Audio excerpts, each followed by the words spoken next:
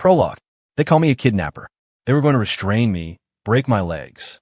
The little girl in my arms was sobbing, her breath catching in her throat as she clung to my neck. The crowd pointed and judged, the flash of their phone cameras relentless. I was speechless, with no way to defend myself. And then 10 Rolls Royce Phantoms tore through the sea of people, pulling up in front of me. A woman in a bespoke suit stepped out, her eyes as cold as ice. I knew then that my real trouble had only just begun. Chapter 1. My name is Leo Vance, just another guy trying to make it in New York City. It was already 9 p.m. by the time I dragged my exhausted body out of the Midtown office building. I just finished another grueling stretch of overtime. It was the height of summer, the air thick with a sticky heat that mingled with car exhaust, making it hard to breathe. All I wanted was to get back to my tiny studio apartment in Queens and collapse on my bed. As I turned onto a quieter side street, I heard the sound of muffled crying. It was faint, like the mewing of a kitten. I followed the sound and found a small figure huddled in a dark corner, just beyond the reach of the nearest streetlight. It was a little girl, maybe 3 or 4 years old, with her hair in 2 pigtails. She was squatting on the ground, hugging her knees, her small shoulders shaking. She wore a beautiful princess dress, now smudged with dirt. One of her little patent leather shoes had fallen off, revealing a small, pale foot. My heart lurched. What was a child doing out here alone this late at night? Where were her parents? I slowed my steps, approached cautiously, and crouched down, speaking in what I hoped was my most gentle voice. Hey there, little one. What are you doing out here all by yourself? Where are your mommy and daddy? The little girl's head snapped up at the sound of my voice. Her eyes were huge, round, and bright like dark marbles, but now they were brimming with tears that clung to her long eyelashes, threatening to fall. She stared at me, her expression full of fear and suspicion. Her little mouth was pressed into a tight line. She didn't say a word. I held up my hands to show I meant no harm. It's okay, I'm not a bad guy. Are you lost? Did you get separated from your family? She still didn't speak, but the tears started to fall faster. I sighed. She was clearly on high alert. I noticed her bare foot and spotted the little pink shoe lying nearby. I picked it up and gently slipped it back on her foot. My movements were slow and deliberate. She didn't pull away. The ground is cold. You should have your shoes on, I said softly. Perhaps that small gesture disarmed her, because she finally let out a small, choked sob. I can't find my mommy. Her voice was soft and sweet, laced with a heartbreaking desperation. Don't cry, I said, trying to comfort her. Do you know your mom's phone number? Or where you live? I could take you home. She just shook her head, crying harder. I don't know. Mommy. I want my mommy. I was at a loss. There weren't many people on this street. Leaving her here alone was not an option. I pulled out my phone, ready to call 911. Just then, the little girl's stomach let out a loud grumble. She looked down, embarrassed, and covered her tummy with her small hands. I smiled.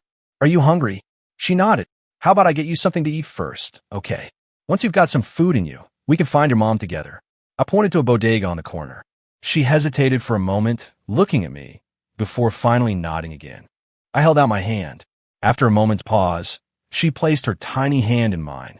It was so soft, so small. In that instant, a strange sense of responsibility washed over me. I took her into the bodega and bought her a warm hot dog and a carton of cold milk. She took tiny, delicate bites, her manners impeccable. It was clear she came from a good home. After she finished eating, the tear tracks were still visible on her face, but she seemed much calmer. She looked up at me and whispered, "Thank you, mister." "You're welcome." I gently patted her head. "What's your name?" "My name is Lily." "Lily, that's a beautiful name." She suddenly tilted her head back, her big eyes sparkling at me. "You're really nice. Will you be my big brother?" I was taken aback for a second, then I smiled. "Sure." A huge grin spread across her face, revealing a row of tiny white teeth. Then, she threw her arms open and wrapped them around my leg.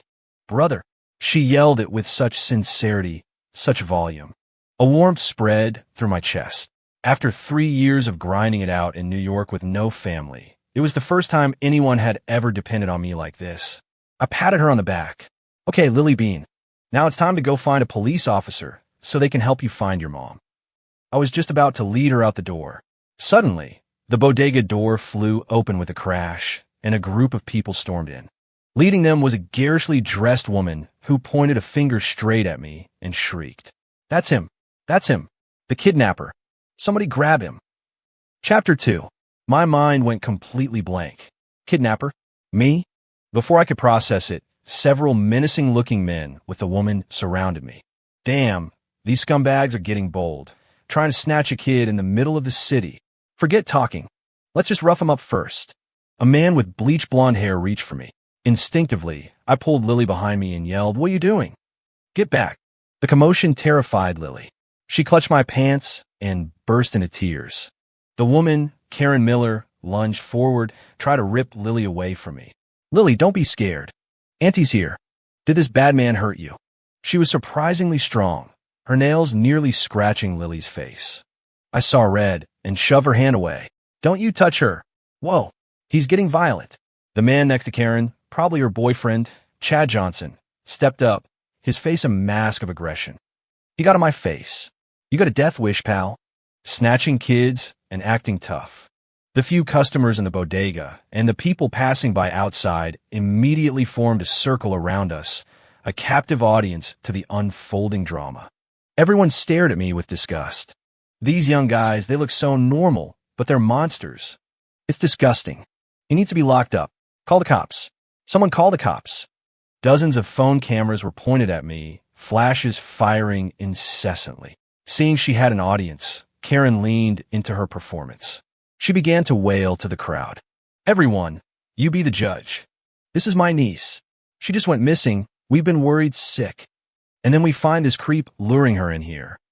We're lucky we found her when we did, or God knows what would have happened." Her words were pure fuel on the fire. The crowd's anger ignited. "Beat him up. He's not even human. Drag him out into the street." I was shaking with rage. I tried to explain. "I'm not a kidnapper. I found her crying by herself on the street, so I brought her to get something to eat." I was about to take her to the police. "Bullshit." Chad roared. "Who's going to believe that? We've heard every excuse in the book from sickos like you. We know what you were planning." With that, he swung a fist at my face. I dodged to the side, but someone else kicked me hard in the back, sending me stumbling. Lily was screaming now, clinging to my leg for dear life. "He's not a bad man. You're the bad people. Go away." Her cries were gut-wrenching, but the mob, blinded by their fury, couldn't hear it. They only heard what they wanted to believe. Karen kept fanning the flames. "See? Look at that. He's already brainwashed her. She doesn't even recognize us anymore. This is terrifying." I felt like I was trapped in a giant web, suffocating with every struggle. I was surrounded by hateful faces and vile accusations. I held Lily tightly, feeling the weight of the world's malice pressing in on me. I bit my lip so hard, I tasted the metallic tang of blood. Just as I was about to lose all hope, the piercing squeal of tires ripped through the noise of the crowd. Screech! The sound was so sharp it felt like it could shatter eardrums. Everyone instinctively turned to look. 10 black Rolls Royce Phantoms, a silent convoy of steel beasts, had pulled up to the curb in perfect formation. Their headlights blazed, bathing the chaotic street corner in the stark brightness of day. The door of the lead car opened. A black stiletto heel was the first thing to emerge. Then a woman stepped out. She wore a flawlessly tailored white suit, her long hair pulled back in an immaculate bun. Her face was devoid of any expression. But the moment she appeared, the very air around us seemed to freeze. She possessed an aura that defied description. Powerful, cold, radiating an absolute authority. The arrogant sneers on Karen and Chad's faces vanished, replaced by a fawning, fearful deference. "Beak." "Victoria, Miss Sterling. What are you doing here?" Karen stammered. The woman ignored her. Her gaze, sharp as a scalpel, shot directly toward me, or rather, toward the little girl in my arms. And Lily, the moment she saw the woman, stopped crying. Her little mouth opened, and with all the strength she could muster, she cried out, "Mommy." Chapter 3, that one word, "Mommy," plunged the scene into a dead silence. Every eye in the crowd darted back and forth between me and the woman. A crack finally appeared in the woman's icy facade. She strode toward me, a faint, clean scent preceding her. Lily wriggled out of my arms and flew like a little butterfly into the woman's embrace. "Mommy, I missed you so much," Lily sobbed, clinging to her mother's neck. The woman held Lily tight, and for the first time, her cold eyes showed a hint of fear and profound relief.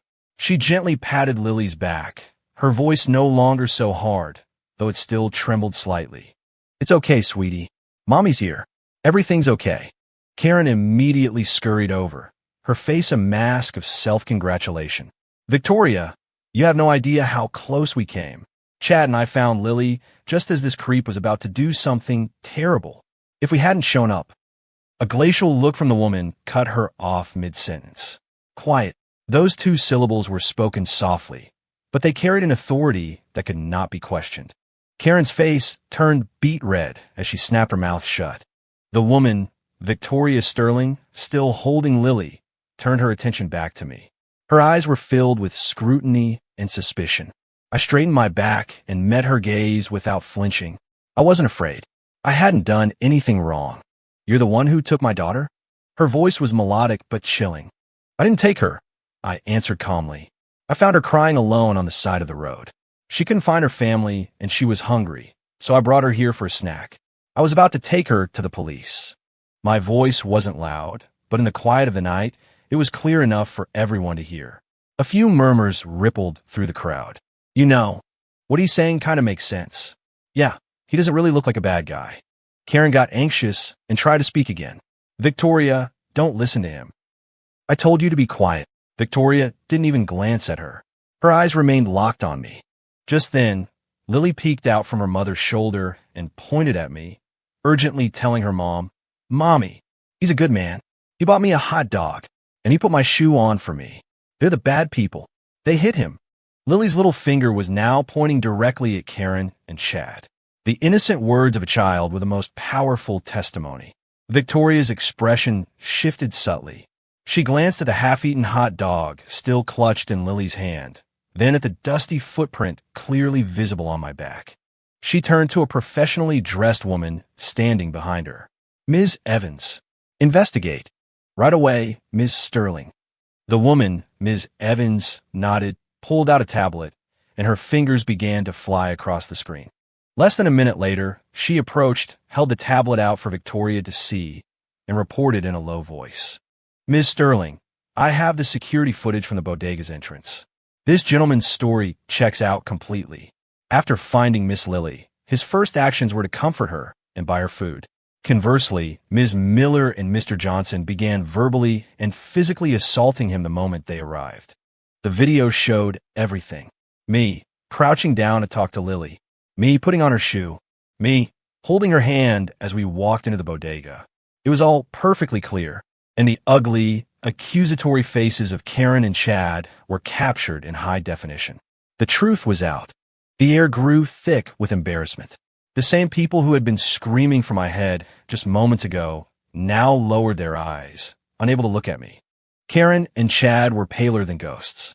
Victoria's gaze, as sharp as a razor, fell on Karen. "Karen," she said slowly, "I asked you to help me find my daughter, not to create a scene for me, and certainly not to slander an innocent man." I didn't. Victoria, I was just so worried." Karen stammered, terrified. "Worry?" Victoria let out a cold laugh. "It looks to me like you were desperate to play the hero." She paused, her voice dropping to a freezing temperature. "As of today, all contracts between my company and your family's businesses are terminated. And you," she said, her eyes flicking to Chad, "I don't care who you are. I don't want to see your face in this city again." Her tone was flat, as if she were commenting on the weather. But the weight of her words was enough to crush a person. Chad's knees buckled, and he nearly collapsed. Karen looked utterly devastated, her lips trembling, unable to form a single word. After dealing with them, Victoria's gaze finally returned to me. This time, the frost in her eyes had begun to thaw. Chapter 4. "Sir," Victoria said, stepping closer while holding Lily, "I am so sorry for what happened tonight. My associates have caused you a great deal of trouble." Her apology was genuine, without a hint of condescension. "It's okay." I shook my head and glanced at Lily in her arms. "All that matters is that the girl is safe." Lily looked at me and whispered, I'm sorry, big brother. I smiled. It's not your fault, Lily Bean. Victoria studied me for a long moment, then said to her assistant, Ms. Evans, the checkbook. Ms. Evans immediately produced a checkbook and a Mont-Blanc pen from her briefcase. Without hesitation, Victoria took them, wrote out a figure, tore off the check, and handed it to me. This is a small token of my gratitude for taking care of Lily, and an apology for the misunderstanding. I looked down. The long string of zeros on the check made my eyes swim. $1 million. My monthly salary was $5,000. It would take me nearly 17 years of working without spending a dime to earn that much. A collective gasp went through the remaining onlookers. All eyes, filled with envy and jealousy, were fixed on that thin piece of paper. Karen's eyes were practically burning with rage. I'll admit, for a split second, I was tempted. With that money, I could build a big house for my parents back home, let them retire comfortably. I would never have to ride the subway or eat instant noodles again. But then I looked up at Victoria Sterling, and in her eyes, I saw a flicker of detached expectation. To her, money was the simplest and most effective solution to any problem. She probably thought that a guy like me would see this check and fall all over himself with gratitude. A strange feeling stirred inside me. I smiled, reached out, and gently pushed the check back toward her. Miss Sterling, is it? I looked her directly in the eye and spoke clearly. I appreciate the sentiment, but I can't accept this money. Victoria was stunned. She clearly had not expected me to refuse. Her elegant eyebrows furrowed slightly. Why? Is it not enough? I shook my head. No, that's not it. I helped Lily because it was the right thing to do, not for a reward. Any decent person would have done the same. If I take this money, it changes the nature of what I did. I wouldn't put a price tag on my one small act of kindness. For the first time, a look of genuine surprise crossed Victoria's perpetually composed face. She had probably never met anyone who would turn down $1 million. Her assistant, Ms. Evans, stared at me as if I'd grown a second head.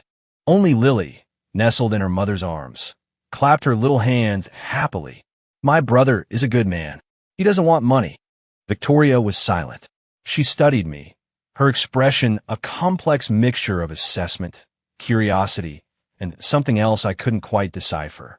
After a few long seconds, she finally spoke. I understand. In that case, I won't insist. She took the check back. But you did me a great service today. I won't forget it. She retrieved a business card from her suit pocket and handed it to me. Here's my card. If you ever need anything, you can call this number. In New York, my name still carries some weight. The card was made of a heavy black stock, bearing only a name, Victoria Sterling, and a phone number in embossed gold foil. It was minimalist, yet screamed power and exclusivity. I hesitated for a moment before accepting it. Thank you. No, thank you, she said. I didn't get your name. It's Leo Vance. Leo Vance. She repeated my name softly, then nodded. I'll remember it. With that, she turned with Lily in her arms and headed for the car. Mommy, can't we take my brother home with us? Lily asked, looking back at me over her mother's shoulder, her eyes full of reluctance. He has his own home to go to, Victoria said gently, but I want to play with him. There will be other chances. Victoria settled Lily into the car and drove off. The 10 Rolls Royces started their engines without a sound and vanished into the night. It was as if the whole thing had been a dream. The crowd dispersed. Karen and Chad had scurried off long ago. The street corner was quiet again. I looked down at the business card in my hand, then at the dirty footprint on my back, and gave a small, ironic laugh. What a bizarre night. I didn't dwell on it. A woman like Victoria Sterling and I lived in completely different universes. The business card was probably just a polite formality. Our paths would never cross again. I stuffed the card into my pocket and turned to head home. After a few steps, I felt something under my shoe. I looked down. It was a small, pink bunny keychain, still faintly smelling of sweet cream. Lily must have dropped it. I picked it up and closed it in my hand. Well, I probably wouldn't get a chance to return it to her. I sighed and put it in my pocket with the card.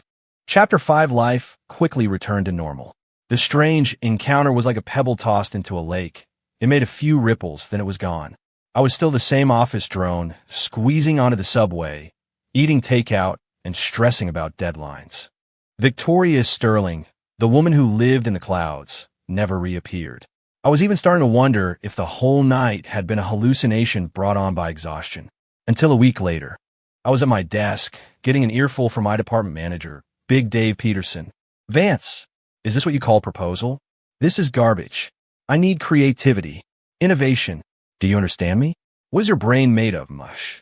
Big Dave slammed a stack of papers onto my desk, his spittle flying in my direction. I clenched my fists under the desk, holding my tongue. I had pulled 3 all-nighters to finish that proposal. The core concept was his idea, something he'd brought up in our last team meeting. Now that the client wasn't happy, he was pinning all the blame on me. My coworkers all had their heads down, pretending to be busy, but I knew their ears were wide open. I was the office laughingstock. If you can't do the job, then get out. This company doesn't carry dead weight. Dave bellowed. I took a deep breath and looked up at his oily, flushed face. "Dave," I said calmly, "the core concept for this proposal was your idea from Monday's meeting. The minutes will confirm that. If you think it's not working, we can revise it together, but I won't sit here and let you personally attack me." Big Dave was shocked that I dared to talk back. He stared at me for a second. Then his face turned purple with rage. "What's that attitude? You're talking back to me? You're fired. Pack your things and get out now." "Fire me? I don't think you have the authority to do that," I said coldly. "I'm going to HR. Fine. Fine. You just wait." Dave stormed off, practically steaming. The office was dead silent. My coworkers looked at me with a mixture of pity and awe. I knew my time here was over, but I didn't regret it for a second. I had been bottling up that frustration for far too long. I started quietly packing my few belongings into a small box, a coffee mug, a dying succulent, and a couple of books. Just then my phone rang. It was an unknown number. I swiped to answer. "Hello. Am I speaking with Mr. Leo Vance?" The voice on the other end was cool and crisp, but vaguely familiar. It took me a second. "This is he. Who's calling?" "This is Victoria Sterling." My brain short-circuited for 3 full seconds. "Victoria Sterling? Why was she calling me?" Ms. Sterling." I stammered. "Yes," she said, her tone unreadable. "Is this a convenient time? I need to ask for your help." "Yes, of course. What is it?" "Lily hasn't eaten since yesterday. She just keeps crying and asking for you.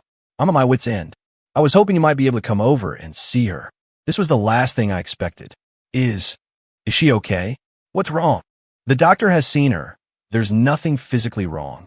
It's purely emotional," Victoria said, a hint of helplessness in her voice.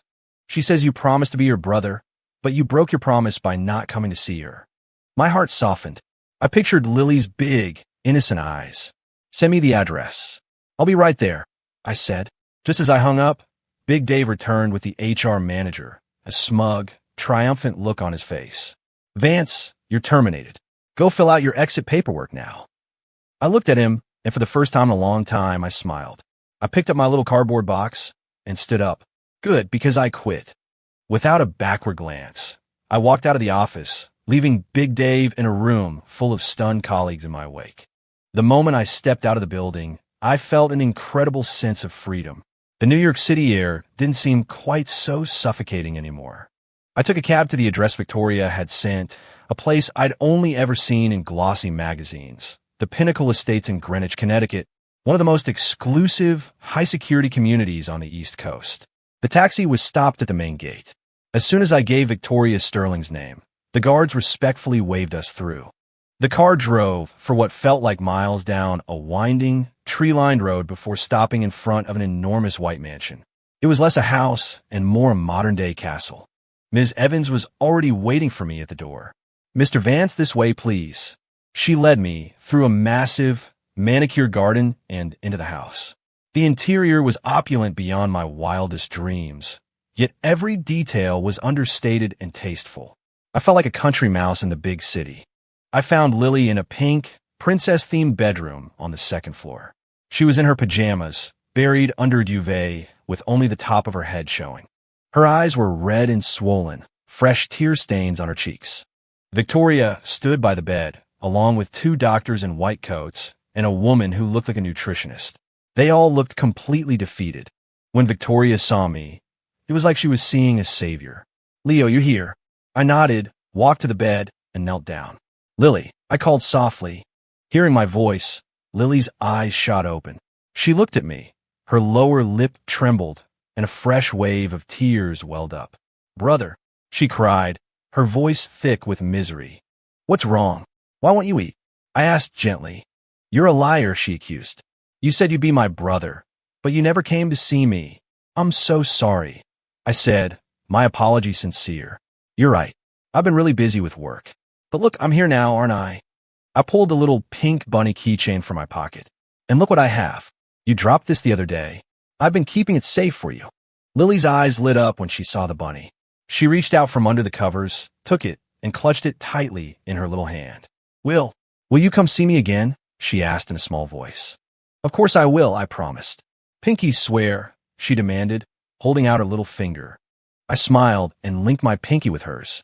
Okay, now, can you please eat something? Lily hesitated, then gave a small nod. Victoria and the assembled team of experts let out a collective sigh of relief. I watched as Lily obediently started sipping some broth, and I felt a sense of relief myself. Victoria gestured for me to follow her out of the room. We walked out onto a massive terrace overlooking the grounds. Thank you, Leo, Victoria said, her gaze complicated. I never expected Lily to become so attached to you. She's just a kid who needs to feel secure, I said. She's never had a father, Victoria said suddenly, her voice so quiet it was almost a whisper to herself. I froze, unsure how to respond. You? She began, looking at me. It seemed like you came right away. Did you not have to work today? I gave a self-deprecating laugh. I got fired. Fired? Victoria's eyebrow arched. What? I briefly explained what had happened with Big Dave Peterson. Victoria listened, her expression unchanging, before stating flatly, Idiot. I wasn't sure if she was talking about Dave or me. So what are your plans now? She asked. I haven't thought that far ahead. Find another job, I guess. I said honestly. The cost of living in New York meant I couldn't afford to be unemployed for long. Victoria was silent for a moment. Then she looked at me and said something that completely floored me. Leo, I want you to come work for me. Chapter 6, I thought I'd misheard her. What? Come work for my company, Victoria repeated, her tone leaving no room for argument. I need an executive assistant. The job is yours. My mind was reeling. Work at Sterling Corporation? The monolithic giant of the New York business world? As her personal assistant? The leap was astronomical. Ms. Sterling, you must be joking, I said with a wry smile. I'm just a graphic designer. I don't know the first thing about being an assistant. You can learn, she said, her eyes sharp. When I judge people, I don't look at their resume. I look at their character. And I trust your character. She paused, then added, Besides, Lily adores you. If you're working with me, you'll be able to see her often. It will be good for her. She was using Lily as leverage, and it was working. As for compensation, you will be well taken care of, she continued. A starting salary of $1 million a year. 3-month probationary period, with a review after that. $1 million. Year. The number exploded in my brain. Just this morning, I was getting fired from a job that paid $5,000 a month. Now I was being offered $1 million salary. It felt completely surreal. Why? I still had to ask. Ms. Sterling, I don't understand. You could find hundreds of people 1,000 times more qualified than me. Why me? Victoria looked out at the horizon, silent for a long moment. Then she turned back, her gaze clear and direct. Because you were the first person to ever turn down my $1 million check. Her answer was not what I expected. You have something that money can't buy, she said. Principles. And there is nothing I admire more than a person with principles. I looked into her eyes and saw she wasn't joking. She was completely serious. What could I say? How could I refuse? For the astronomical salary, and for the chance to see the sweet little girl who had already stolen my heart. Okay, I nodded. I accept. A faint smile seemed to touch the corners of Victoria's mouth. It was gone in a flash, but I was sure I'd seen it. It was the first time I had ever seen her smile. Good, she said. Be at Sterling Tower, top floor. Tomorrow at 9 a.m. Ms. Evans will handle your onboarding. And just like that, it was settled. Walking out of the Pinnacle Estates, I felt like I was in a dream. I pinched my arm. It hurt. It was real. I, Leo Vance, a newly unemployed designer from Queens, was about to become the executive assistant to the CEO of Sterling Corporation with a seven-figure salary. Life was a very strange thing. The next day, I put on my only decent suit and walked into the headquarters of Sterling Corporation. It was a soaring skyscraper that seemed to pierce the clouds, a monument to power and wealth. After I gave my name, the receptionist personally escorted me to the CEO's private elevator. It shot straight to the top floor. Ms. Evans was waiting for me when the doors opened. "Mr. Vance, good morning. Ms. Sterling is in a meeting. Please wait in your office." She led me to an office. Not Victoria's, but mine. It was right next to hers. The office was huge, with a floor-to-ceiling window that offered a panoramic view of half of Manhattan. A brand-new Mac sat on the desk, surrounded by high-end office supplies. Ms. Evans handed me a folder. "This is your employment contract and a primer on the company. Please look it over and let me know if you have any questions." I opened the contract. There was in black and white. Position: Special Assistant to the CEO. Salary: $1,000,000,000 per annum. I signed my name. From that moment on, I was officially an employee of Sterling Corporation.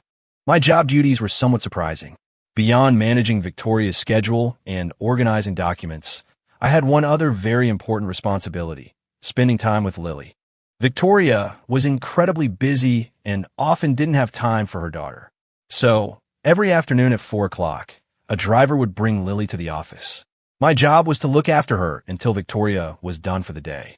I read her stories, helped her with her drawings, and played with her in the company's executive lounge. The job was practically tailor-made for me. On my first day, when Lily arrived and saw me, she chirped with joy. Now, she threw herself into my arms and planted a kiss on my cheek. I was building a block tower with her in the lounge when other employees passed by, their gazes filled with curiosity. They were probably all wondering who this new guy was, the one who had so effortlessly charmed the little princess of Sterling Corp. At the end of the day, Victoria emerged from her office. She had changed out of her power suit and into a simple beige dress, which softened her formidable presence. She saw Lily and me playing together, and a rare, genuine smile graced her face. "Ready to go home, sweetie?" she asked Lily. Then, she looked at me. "Leo, would you join us for dinner? Consider it a welcome to the team dinner." Before I could answer, Lily grabbed my hand, pleading yes. "Come home for dinner with us, Leo. Please." I looked at Lily's hopeful face, then at Victoria. I nodded. Okay. That evening, for the first time, I felt like a member of the family as I sat down for dinner with the two of them in that castle of a house. Lily was giddy, constantly putting food on my plate. Victoria was quiet, but her eyes were soft the entire evening. After dinner, Victoria's driver took me home. Back in my tiny studio apartment, I looked out at the glittering city skyline. I had a feeling my life was about to change in a very big way. Chapter 7, my job at Sterling Corporation, went more smoothly than I ever could have imagined. Victoria was a demanding boss, but she was always fair.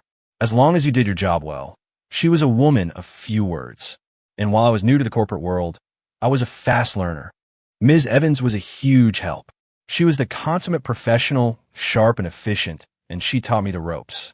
My bond with Lily grew stronger every day. She treated me like the big brother she'd always wanted. The highlight of her day was coming to the office to see me. And Victoria, slowly but surely, began to let her guard down around me. The icy mask started to slip. Occasionally, she would even make a joke. Our conversations gradually expanded from work matters to our personal lives. I learned that she drank her coffee black, no sugar, no cream. I learned that she loved classical music, especially Chopin. And I learned that she wasn't nearly as tough as she appeared. One time, a major overseas acquisition hit a serious snag. She locked herself in her office all day. When I went in to bring her a coffee, I found her standing alone by the window, her silhouette looking strangely lonely against the city lights. "Trouble?" I asked. She didn't turn around, just murmured, "Is there anything I can do to help?" She was silent for a long time before she turned to face me, a deep weariness in her eyes. "Leo, tell me something. Am I a terrible mother?" I was stunned. "Why would you say that? I've given Lily the best of everything materially, but I have no time to spend with her. She doesn't have a complete family, and now she barely even has me," she said, her voice laced with guilt. You're not, I said, looking her straight in the eye. You're a great mother. You single-handedly built an empire to give Lily a stable and secure world. You're just tired. My words seemed to strike a chord deep inside her. Her eyes became glassy. No one's ever said that to me before, she whispered. Everyone just assumes that Victoria Sterling is invincible. You're a person, not a machine, I said. You need to rest. I didn't leave that night. I stayed with her, and together we pored over the acquisition documents, searching for a new angle. We talked for hours. About work, about life, about Lily. I discovered that beneath the icy exterior was a real, vulnerable, and surprisingly charming woman. As dawn approached, we finally found a breakthrough. She looked at me, her voice full of genuine gratitude. Leo, thank you. It's part of my job, I said with a smile. The office was quiet. The first rays of morning light streamed through the window, casting a soft glow on her face. As I looked at her, I felt my heart begin to beat a little faster. I realized that my feelings for her were becoming something more than just professional admiration. I was falling for her. The thought hit me like a ton of bricks. How could I? She was Victoria Sterling, the queen of her own empire. I was just some guy from Queens who got lucky. The chasm between our worlds was impossibly wide. I immediately suppressed the dangerous thought. Get a grip, Leo. You're dreaming. You're not in her league. Chapter 8. The days went on. I did my best to stay in my lane, to be a good assistant and a good brother to Lily. I buried my growing feelings for Victoria deep in my heart. But some feelings, the more you try to suppress them, the more they grow. Especially with Lily playing the role of an enthusiastic, if unwitting, matchmaker. Leo, do you like my mommy? She asked me out of the blue one afternoon while she was drawing. I nearly choked on my own spit. Lily, don't say things like that. I stammered, my face flushing. But I like you and I like mommy. If you and mommy got together, we could be a family, she said with the perfect logic of a 4-year-old. I didn't know whether to laugh or cry. Out of the mouths of babes, I told myself. But Lily wasn't about to let it go. She started creating opportunities for Victoria and me to be alone. She would insist that we deliver a late-night dinner to Victoria, who was working late, only to invent an excuse to run off with Ms. Evans, leaving the two of us standing awkwardly in her office. On weekends, she would demand that the three of us go to the amusement park. She would walk between us, holding one of our hands in each of hers. To any stranger, we would have looked like the perfect happy family. And every time, I could feel Victoria's gaze on me, a little different than before. But she never said anything, and I didn't dare. There was an invisible wall between us, and neither of us knew how to break it down. Until the night of the incident. It was the Sterling Corporation's anniversary gala. The event was massive, a who's who of New York's rich and powerful. As the CEO's assistant, my attendance was required. Victoria was breathtaking that night. She wore a black, backless evening gown. She was elegant, regal, a proud black swan. She was the center of the universe in that ballroom. Countless men tried to approach her, only to be rebuffed by her icy aura. I stayed close behind her, her loyal knight, fending off any unwanted advances. Halfway through the evening, an unwelcome guest appeared. A handsome man, with a slick, arrogant air about him, sauntered up to Victoria, a glass of champagne in his hand. Victoria, long time no see, he said with a smile that didn't reach his eyes. The moment she saw him, Victoria's face went cold. Julian, what are you doing here? What am I doing here? I'm here to celebrate your success, of course. Julian Croft smirked. And to see my daughter. His eyes drifted over to where Lily was happily eating cake, chaperoned by Ms. Evans. My stomach dropped. Julian Croft. Ms. Evans had told me about him. He was Lily's biological father and Victoria's college boyfriend. The story was that he had abandoned Victoria after she got pregnant, choosing to marry a wealthy heiress and move overseas. And now he had the nerve to show his face again? Lily has nothing to do with you, Victoria said, her voice like ice. How can you say that? She's my flesh and blood, Julian said dismissively. Come on, Victoria. I know you still have feelings for me. I was young and stupid back then. I made a mistake. I'm back now. Let's start over for Lily. Let's give her the complete family she deserves. His words were slick and self-serving. It made me sick to my stomach. Get out, Victoria said, her voice low and dangerous. "Don't be so cold," Julian said, his shamelessness astounding.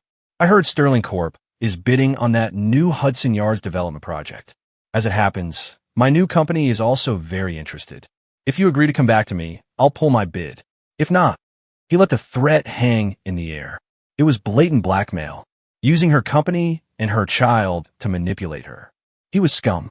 Victoria was trembling with rage, her face pale. I couldn't stand by and watch any longer.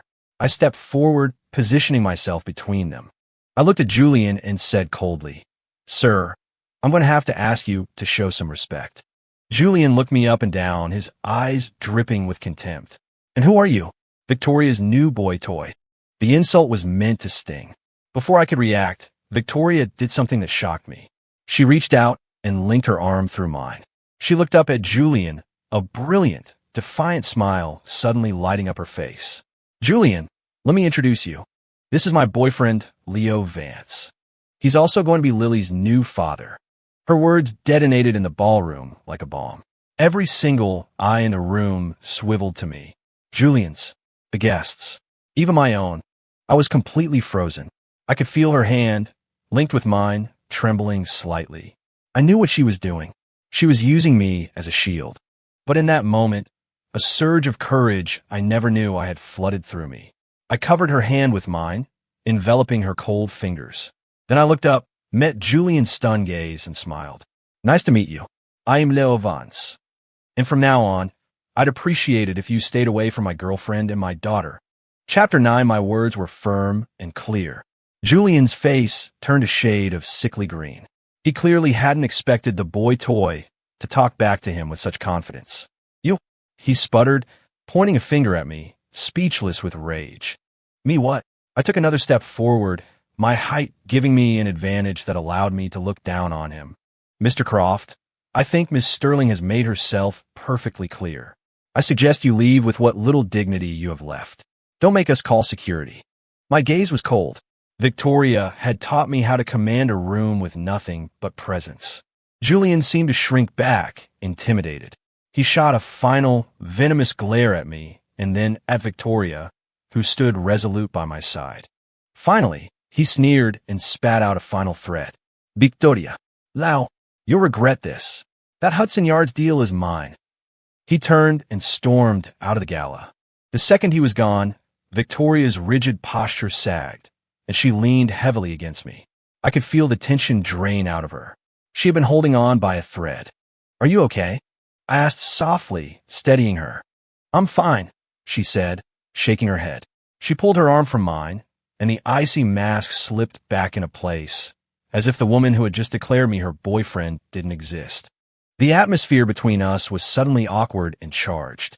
People around us were whispering, their eyes darting in our direction. Who was that guy? How did he land Victoria Sterling? I have no idea. Never seen him before. He looks so average.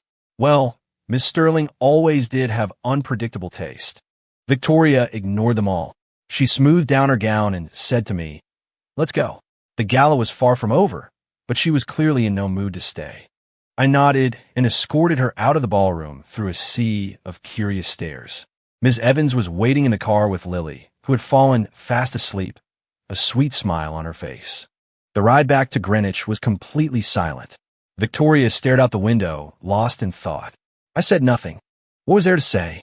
Should I ask her why she did that? I already knew the answer. She was using me. It wasn't real. The realization settled in my chest like a block of ice. The car pulled up to the mansion. I carried the sleeping Lily inside, with Victoria following quietly behind me. I gently laid Lily down in her princess bed and pulled the covers over her. I looked at her peaceful face, and my heart ached with a strange mix of love and sorrow. "Lau." Victoria's voice came from behind me. I turned around. "Thank you for tonight," she said. "Don't mention it." I shook my head. "I just did what I had to do, about what I said at the gala." She paused, choosing her words carefully. "Don't take it seriously. I just said it to get rid of Julian." There it was. I had expected it, but hearing her say it out loud still felt like a punch to the gut. It hurt. I tried to force a smile to show that I was fine with it, but my face felt stiff and unnatural. Understand, I said, my voice barely a whisper. Good, she said, sounding relieved. And don't worry, I won't let your help go unrewarded. I'll give you a 1% stake in the Hudson Yards project. Money. Again, did she really think every problem, every human interaction could be solved with money? That every favor could be repaid with stock options? A hot flash of anger surged through me. Ms. Sterling, I said, looking up and meeting her eyes, my tone colder than I had ever used with her before. In your eyes, am I nothing more than an employee you can buy off? Victoria was taken aback, clearly not expecting my reaction. That's not what I meant. Then what did you mean? I pressed, stepping closer. When you need a shield, I could be your boyfriend. When the coast is clear, you just throw money at me and tell me not to take it seriously. Victoria, do you even have a heart? The words were out before I could stop them, echoing in the quiet room. The moment I said it, I regretted it. Why did I have to question her? Our relationship was a transaction. She paid me a fortune, and I worked for her. It was a fair exchange. I was the one who had gotten confused. I was the one who had developed feelings I had no business having. Victoria stood frozen, her eyes instantly welling up with tears. I had never seen her look like this. Hurt, vulnerable like a child who had just been scolded. My heart broke, and all my anger vanished, replaced by a bitter emptiness. I'm sorry, I mumbled, looking down at the floor. I shouldn't have said that. It's late. I should go. I turned and walked away, practically fleeing. I couldn't look at her. If I looked at her for one more second, I knew I would lose control and confess everything I was feeling. I ran out of the mansion into the cool night air and just kept running. The wind on my face did nothing to cool the fire in my chest. Leo, you're such an idiot. I collapsed onto the curb at the end of the long driveway, burying my head in my hands, feeling utterly pathetic. Just then, a pair of headlights washed over me. A red Ferrari screeched to a halt in front of me. The window rolled down, revealing Victoria's face, streaked with tears. She just stared at me, a silent sob shaking her body. Leo, she said, her voice choked with emotion. You are such an idiot. Then she threw open the car door and ran toward me. She didn't say another word. She just rose up on her toes and pressed her lips against mine. Chapter 10, her lips were soft and cool, salty from her tears. My brain went into total shutdown. All I could register was her delicate scent, now mingled with the faint smell of my own aftershave on her lips. The kiss was clumsy, almost desperate. It wasn't a kiss of passion, but of pure, raw emotion. She just pressed herself against me, holding on as if for dear life. I remained frozen, unable to move, unable to breathe. After what felt like an eternity, she pulled away. Her cheeks were flushed, her eyes wide, her breathing ragged. She looked at me, her gaze a mixture of shyness, hurt, and a fierce determination I had never seen before. Leo, she said, her voice clear and strong. I wasn't using you. At the gala, when I said you were my boyfriend, I meant it. And when I said you would be Lily's father, I meant that too. My heart was hammering against my ribs. I couldn't believe what I was hearing. What? What are you saying? My voice trembled.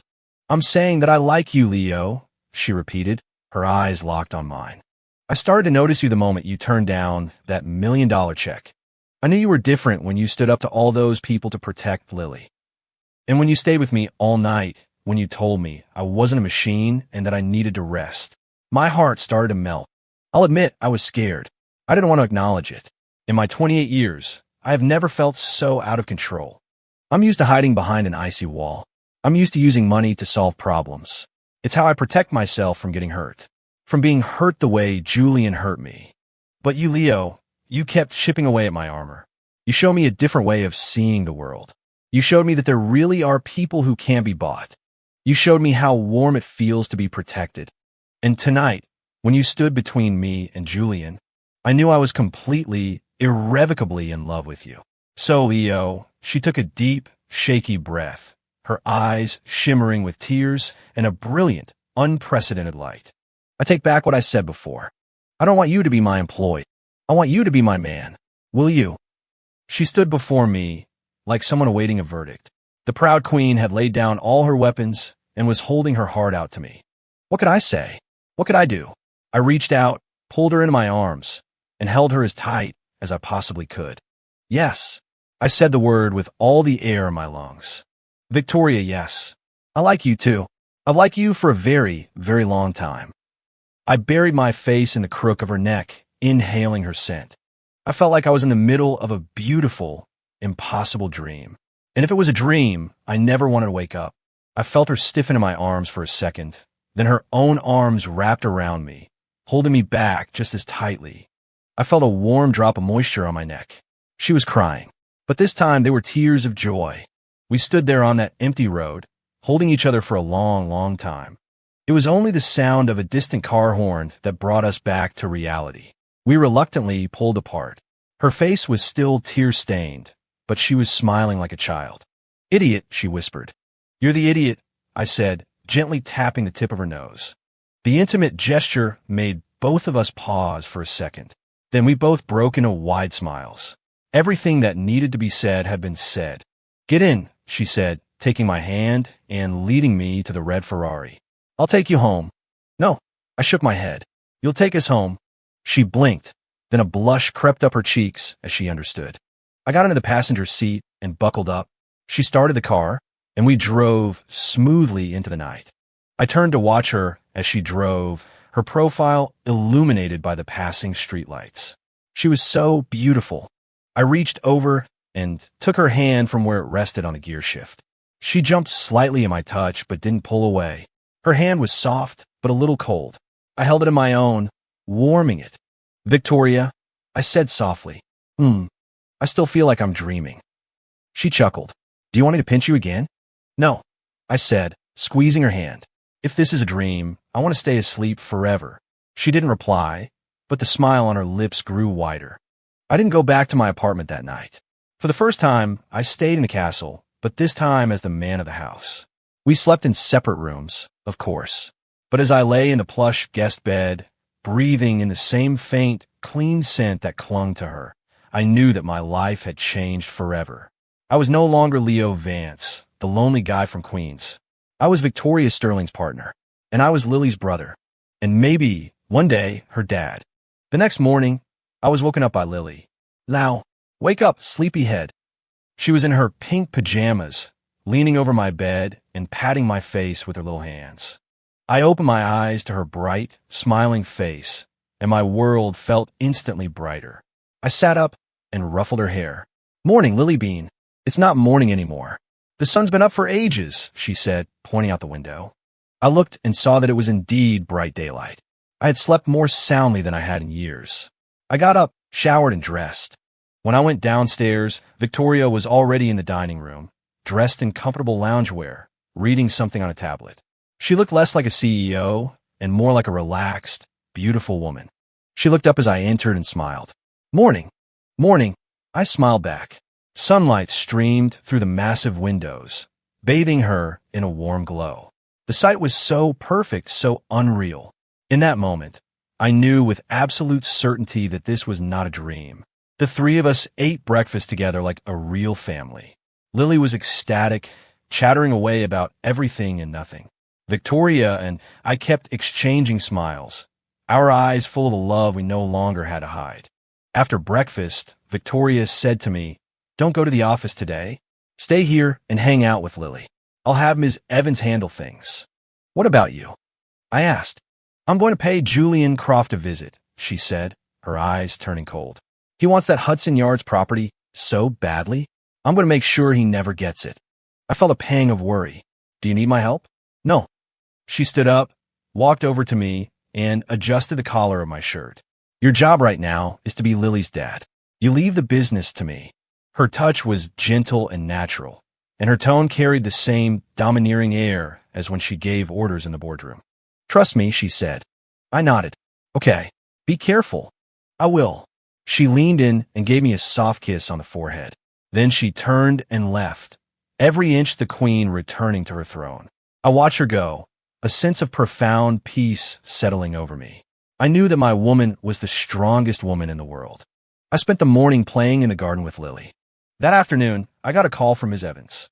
"Mr. Vance," she said, her voice buzzing with excitement. "It's done." "What's done?" "Mr. Croft's company just declared bankruptcy." I was stunned. Bankruptcy? How did that happen so fast? Ms. Sterling pulled a few strings. An anonymous tip led federal investigators to uncover massive financial fraud and tax evasion within his company. The evidence was overwhelming. They raided his offices this morning, Ms. Evans explained. Trying to blackmail Ms. Sterling with the Hudson Yards deal was the single stupidest decision of his life. I took a sharp breath. Victoria's methods were swift and devastating.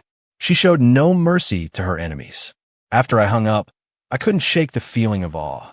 That was Victoria, the woman I loved. She had the softest heart and the sharpest claws. Victoria came home that evening. She looked tired but triumphant. "It's all taken care of," she told me. "I know," Ms. Evans called. I said, taking her briefcase and pulling her into a hug. "You worked hard." She relaxed against my chest, nuzzling my shoulder. "It wasn't hard," she mumbled. "Anything for you and Lily." My heart felt like it was going to burst. "Mommy, now, you're hugging." Lily appeared out of nowhere, looking thrilled. Victoria's face immediately flushed, and she pulled away from me. "Lily, don't be silly." "I'm not being silly. My teacher said mommies and daddies are supposed to hug," Lily declared with perfect conviction. She then ran over and wrapped her little arms around both of her legs. "We're a family," she announced loudly. Victoria and I looked at each other, and we couldn't help but laugh. Yes, we were family. Chapter 12, after getting together with Victoria, my life transformed in ways I could never have imagined. I moved out of my tiny Queens studio and into the Greenwich Mansion. I was no longer the executive assistant. Victoria created a new position for me, creative director at Sterling Corporation's in-house design agency. She said she refused to let my talent go to waste. I tried to refuse at first. I was worried about the gossip, about people saying I was just riding her coattails. But Victoria silenced my doubts with a single sentence. "Leo, your talent is more than worthy of that position. Your job isn't to worry about what other people think. Your job is to create work so brilliant it shuts them all up." She convinced me. I threw myself into my work, pouring all of my passion and creativity into my designs. And as it turned out, Victoria's faith in me was not misplaced. The very first project I led won an international design award.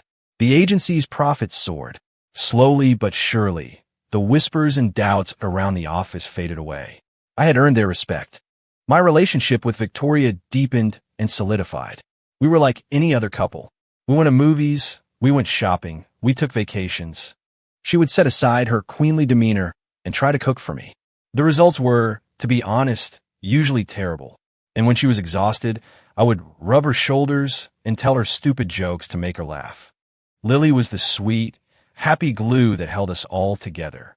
Her favorite pastime was watching us be affectionate. "Daddy, quiche me." "Mommy, feed Daddy a strawberry." Victoria would always blush and shoot me a playful glare, and I would laugh and happily oblige Lily's every request. Life was beautiful, like something out of a poem. 1 year later, the scene was the dedication ceremony for the new landmark skyscraper in downtown Manhattan, a project I had personally designed, the Sterling Spire.